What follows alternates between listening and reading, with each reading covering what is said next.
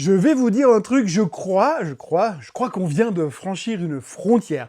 Bon, pas une frontière géographique, hein, non, on n'a quand même pas commencé à envahir l'Iran à pied, on est juste entré de plein pied dans la 4e dimension de la psychologie de marché. On est tellement loin, mais tellement loin dans l'irrationnel que même la raison a fini par filer sa démission. Hier matin, l'ambiance était tendue, on s'attendait à un bain de sang en règle sur les marchés, on nous a parlé de ça tout le week-end. Les Européens fidèles à eux-mêmes étaient en mode panique totale. Oh mon Dieu, la guerre au Moyen-Orient, mon Dieu, le pétrole qui va monter. Résultat, on liquide tout, on vend tout, même les meubles sur le bon coin. Mais alors, les Américains, c'est du génie pur. Pendant que l'Europe tremble, eh bien Wall Street, eux, ils ont décidé de skipper le film et d'aller direct au générique de fin. La guerre ? Mais quelle guerre! Ils sont déjà en train de pricer la paix, la baisse du brut et le retour du plein à 1 $. Hier, je vous parlais du son du canon et du son du clairon. Eh ben, les mecs aux États-Unis, ils ont décidé qu'on s'en tapait royalement du canon. Ils ont sorti directement le clairon, les confettis, le champagne, et là, ils visent la lune. Bienvenue dans ce Morning Bull Live, je suis Thomas Veillet et nous sommes le 3 mars 2026 et tout va bien, la guerre est bientôt finie, le pétrole est bientôt à 12 $ le baril.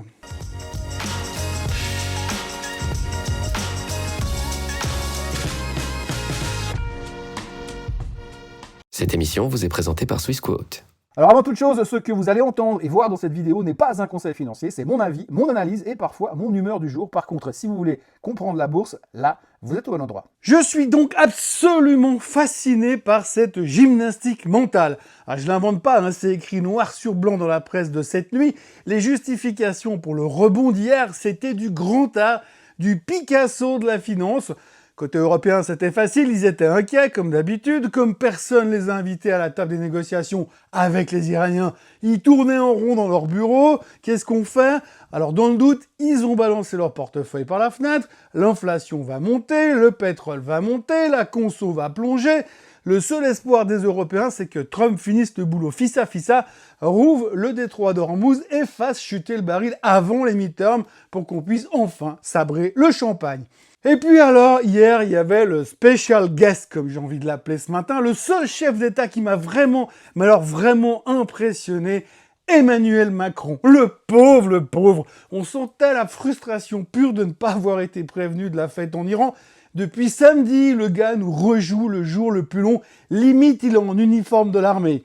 Un conseil de défense toutes les 15 minutes, on aurait dit que les mollahs faisaient déjà la queue pour envahir la France en passant par la douane de Roissy.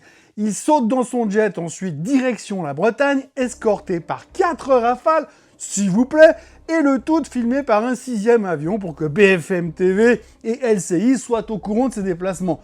Et après, il va dire à ses concitoyens qu'il faudrait quand même marcher pour aller au boulot, pour sauver la planète, et penser à revendre la Clio diesel quand même. Et puis alors ensuite, Manu, ça va faire un direct à la télé pour nous vendre un sous-marin qu'on verra peut-être en 2035 et nous annoncer très solennellement qu'il dira plus jamais combien il a de tête nucléaire. On sent qu'il est touche à foin, le Manu, hein.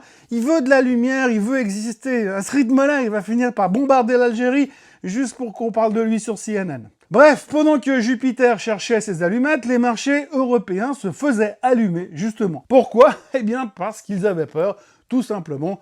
Mais attendez de voir la suite. Pendant ce temps-là, de l'autre côté de l'Atlantique, le spectacle continue. Au début, les indices américains ouvrent en baisse, logique, inquiétude, son du canon, machin, tout ça, le package classique, et puis plus les heures passent, plus Wall Street se gratte la tête et se pose des questions et commence à se raviser. Et nous, en Europe, on se disait « But why il se passe rien sur les marchés aujourd'hui ?» Et il y a un expert de la psychologie de marché, là-bas, aux États-Unis, qui a lâché une pépite. Au cours des 15 dernières années, les investisseurs américains ont été conditionnés, coachés à ne pas surréagir aux gros titres géopolitiques. Et ben voilà, tout est dit. On ne réfléchit plus, on est tout simplement pavlovien. Alors pourquoi s'embêter à vendre quand on sait qu'à la fin, c'est toujours les bulls qui gagnent. D'habitude, ce genre de digestion prend quand même 2-3 jours. Mais là, depuis que Trump est aux manettes, on est en mode Fast and Furious. On a carrément court-circuité notre bon vieux buy de dip pour passer directement au nouveau concept, le buy tout court. La logique des mecs est d'une simplicité désarmante. La guerre ne va pas durer, le pétrole va finir par baisser Et au pire, avec le détroit d'Ormuz fermé, les plus gros producteurs de pétrole libres de la planète, c'est qui? C'est les ricains. Mais attendez, parce que c'est là que ça devient juste savoureux. En lisant les commentaires de la nuit, je me suis totalement régalé. D'un côté, on te jure que la guerre va s'arrêter très vite et qu'il faut pas trop se prendre la tête avec ça. Mais de l'autre, on a racheté tout le secteur armement en mode frénétique parce qu'on anticipe déjà les contrats juteux qui vont arriver ces prochains temps. C'est juste magnifique. On parie sur la paix rapide tout en encaissant déjà les dividendes sur les missiles et les avions de chasse. En résumé, hier, les marchés américains ont fini dans le vert parce que les États-Unis ne sont plus cet ado fragile qui pleure dès que le Moyen-Orient s'enflamme. Depuis 2019, ils sont exportateurs nets d'énergie. Traduction, quand le baril flambe, ça pique chez les autres, mais chez eux, ça fait du bien au portefeuille. Enfin, pas au portefeuille des consommateurs, plutôt à celui des pétroliers. Et comme si ça ne suffisait pas, l'ISM manufacturier est tombé hier. Alors, normalement, on s'en foutait vu l'ambiance, mais il a quand même tombé au-dessus des 50 pour le deuxième mois consécutif. De l'expansion, mes amis, de l'expansion, un truc qu'on n'avait pas vu 2 mois de suite depuis 2022. Le cocktail est donc parfait pour les optimistes, la guerre là-bas, la croissance ici, et soudain, miracle, la macro redeviendrait presque importante et le centre du monde. Même la tech, qui faisait un peu la gueule la semaine dernière, a repris du poil de la bête. Les gens ont acheté Nvidia, Microsoft, Palantir. Les investisseurs se disent que tant qu'à avoir un conflit, autant posséder ceux qui vendent les puces et les logiciels de défense. Bien sûr, tout le monde ne danse pas sur les tables. Jamie Dimon, le patron de JP Morgan, a commencé à parler de complaisance. Certains rappellent que si Hormuz reste bloqué 3 semaines, l'Europe et l'Asie vont finir sous assistance respiratoire et l'inflation va se réveiller avec une gueule de bois carabinée. Mais pour l'instant, le marché s'en tamponne. Lui, il regarde au-delà des bombes. Il parie que ça va passer, il parie que les profits resteront solides, et il parie bien sûr que l'oncle Sam est invincible. Acheter au son du canon en 2026, c'est plus du tout un proverbe de grand-père, c'est un réflexe automatique. On n'attend même plus 24 heures pour acheter. Et pendant que Wall Street cherchait l'Iran sur une carte du monde, l'Asie, elle n'a pas trouvé ça drôle du tout. Mais alors, pas du tout.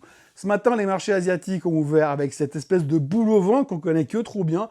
Personne ne sait où on va, mais tout le monde sent quand même bien que ça risque de secouer. Entre les déclarations incendiaires et le pétrole qui joue les fusées, les futurs US affichent de nouveau 1% de baisse ce matin. Ils nous refont le même coup qu'hier. On dirait que la nuit porte conseil, mais pas forcément des bonnes nouvelles. À croire que l'optimisme d'hier, c'était une simple hallucination collective ou alors une manœuvre cynique pour faire baisser l'Europe et racheter les miettes à vil prix. Et puis alors, c'était la star, le chouchou des investisseurs, la Corée du Sud. Résultat, ce matin, une claque magistrale. Le Kospi décroche de plus de 5%. Bon, ils étaient fermés lundi, donc ils rattrapent tout ça. Un long week-end de stress accumulé et qui explose d'un coup. Samsung, Hynix, Hyundai, tout le monde au tapis. Moralité de l'histoire, l'intelligence artificielle est très intelligente, mais elle ne sait pas encore intercepter les missiles. Enfin, quoique, pendant que la tech coulait, le secteur de la défense coréenne, lui, il s'envole, avec des hausses de 25% selon les actions sud-coréennes de la défense. Comme quoi, la diversification, c'est pas que pour les manuels de finance, c'est même souvent une assurance vie. Souvenez-vous-en quand même. Et puis le Japon, alors à peine plus serein. Le Nikkei perd 3%, Tokyo essaie de nous expliquer qu'ils vont normaliser les taux en pleine tempête géopolitique. Courageux ou complètement inconscient, je sais pas, on verra bien plus tard. Et pendant ce temps, la Chine fait du surplace, du tai chi zen total. Shanghai ne bouge presque pas. Pourquoi? Parce que Pékin prépare son 15e plan quinquennal. Quand le monde brûle, la Chine répond avec des chèques à long terme et des promesses de stimulus. C'est moins rock'n'roll, mais ça calme les investisseurs et les nerfs par la même occasion. Jusqu'à qu'ils se rendent compte que leur pétrole est toujours bloqué dans le détroit d'Ormuz. Le pétrole, justement, attention, parce que là, on arrive au vrai sujet du moment. Ce matin, le pétrole est en train de partir au-dessus des 73 $. L'or est à 5358, mais le vrai drame est ailleurs. Ailleurs parce que pendant que les traders actions jouaient aux braves, les investisseurs obligataires, eux, ont balancé les bons du Trésor américain comme si Trump avait annoncé qu'il ne remboursait plus les coupons. Le rendement du 10 ans a pris 9 points de base en une séance, c'est sa plus grosse hausse depuis 9 mois et on repasse au-dessus des 4%.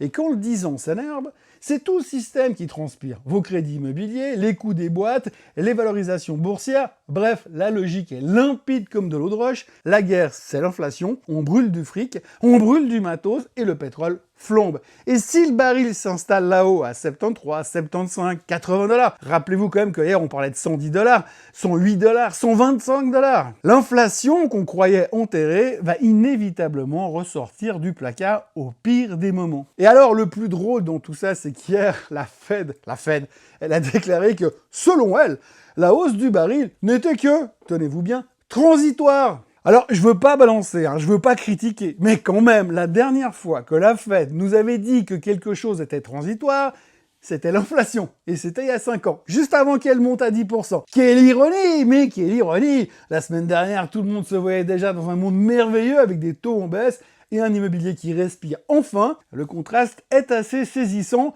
Les actions parient sur une guerre courte, un petit sprint, mais l'obligataire, lui, il chausse ses baskets pour un marathon, voire même un peu plus. Et il craint que le parcours soit quand même vachement et particulièrement coûteux. En bref, les actions achètent le rêve et les obligations, elles, calculent déjà l'éventuel cauchemar. Pour le reste, eh bien, on va pas se mentir, tous les yeux sont rivés là-bas. L'ambassade américaine à Riyad a été touchée par des drones. Trump, fidèle à lui-même, promet une réponse très bientôt. Et on sait que chez lui, ça veut pas dire un petit mot de protestation. Les Iraniens, de leur côté, affirment avoir pulvérisé le poste de commandement américain à Bahreïn. Israël bombarde le Hezbollah à Beyrouth et viennent de rentrer à l'instant dans le pays à pied. Les avions redécollent de Dubaï.